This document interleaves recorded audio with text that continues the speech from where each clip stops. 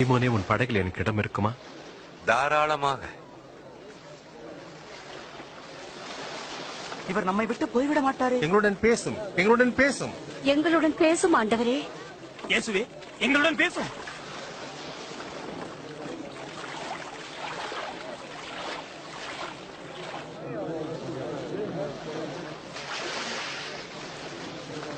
இரண்டு மனிதர் ஜெபம் பண்ணும்படி தேவாலயத்திற்கு போனார்கள். ஒருவன் பரிசேயன், மற்றவன் வரி வசூலிப்பவன். பரிசேயன் தனியே நின்று கொண்டு இப்படி ஜெபம் பண்ணினான்: ஆண்டவரே, நான் உமக்கு நன்றி செலுத்துகிறேன். ஏனென்றால் கொள்ளைக்காரர், அநியாயம் செய்கிறவர், விபசாரிகள் போல் நான் இல்லை. அதோ அந்த வரி வசூலிப்பவனைப் போலவும் நான் இல்லை. வாரத்தில் 2 முறை உபவாசிக்கிறேன். என் வருவாயில் 10 பங்கை கொடுக்கிறேன். வரி வசூலிப்போனோ தூரத்தில் நின்று தன் கண்களையும் வானத்துக்கு ஏறெடுக்க துணியாமல் தன் மார்பிலை அடித்துக் கொண்டு, பாவியாகி என் மேல் கிருபையாயிரும் என்று ஜெபித்தான். ஆயக்காரன் அல்ல, இந்த வரி வசூலிப்பவனே ஆண்டவரிடம் ஒப்புரவாகி வீடு திரும்பினான். தன்னை உயர்த்துகிறவன் எவனும் தாழ்த்தப்படுவான், தன்னை தாழ்த்துகிறவன் உயர்த்தப்படுவான். படகை இன்னும் ஆழமான இடத்துக்கு கொண்டு போங்கள். நீயும் உன்னுடைய நிற்பவர்கள் மீன் பிடிக்கும்படி வலை போடுங்கள்.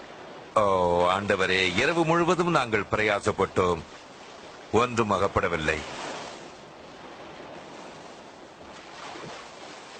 ஆனாலும் உமது வார்த்தையின்படியே நான் வலையை போடுகிறேன். யோவான், யாக்கோப்,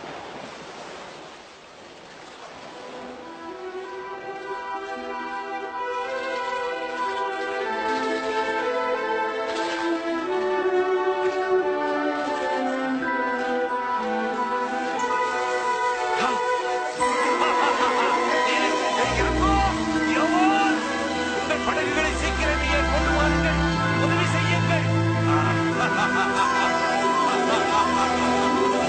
எவ்வளவு மீன், தாராளம்.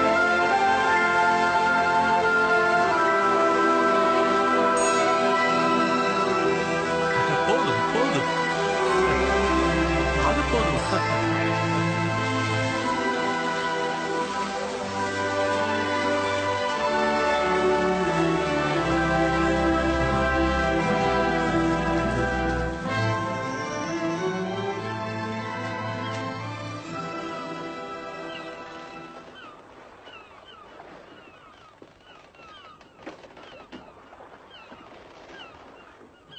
என்னை விட்டு அகன்று போகும் ஆண்டவரே, நான் ஒரு பாவியான மனுஷன்.